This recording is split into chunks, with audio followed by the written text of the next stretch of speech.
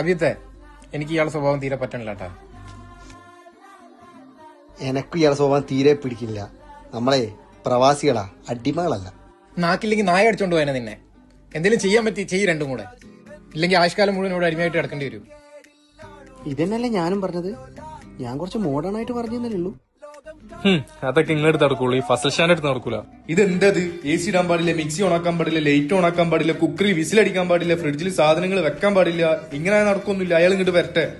നമ്മളിവിടെ റെന്റൊക്കെ കൊടുത്തിട്ടല്ലേ നിൽക്കുന്നത്. ഇനി അയാൾ ഇങ്ങോട്ട് ചിലക്കം ഇങ്ങോട്ട് വരട്ടെ. ചിക്കൻ കട്ട് ചെയ്യണ പോലെ ഞാൻ അയാളെ. എന്നടാ സൗണ്ട് ആർക്ക് മേലല്ല?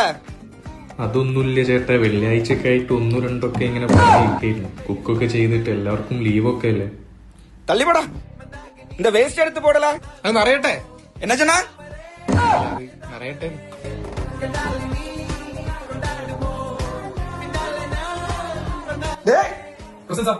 உங்ககிட்ட எவ்வளவு நாள் சொல்லிருக்கேன் என் முட்டைக்கு மேல முட்டையை வைக்காதன்னு. இனிமேல் என் முட்டைக்கு மேல முட்டையை வச்சேன்னா உன் 2 கொட்டையை நான் பொட்டிக்கும். ഇനി ഞാൻ മുട്ട വെക്കൂല. ഞാൻ നിങ്ങളെ മുട്ടന്റെ മേലെ മുട്ടയും വെക്കൂല, ഏത്തപ്പഴം വെക്കൂല. என்ன அனுசரிச்சு நிக்கன்னா நில்லுங்க, இல்லன்னா போயிட்டே இருங்க. இதுதான் உனக்கு சரி. உனக்கு மட்டும் இல்ல, எல்லாருக்கும் சேர்த்துதான். கொஞ்சம் சொரிய மாதிரி வந்திருக்காங்க. Thank you sir.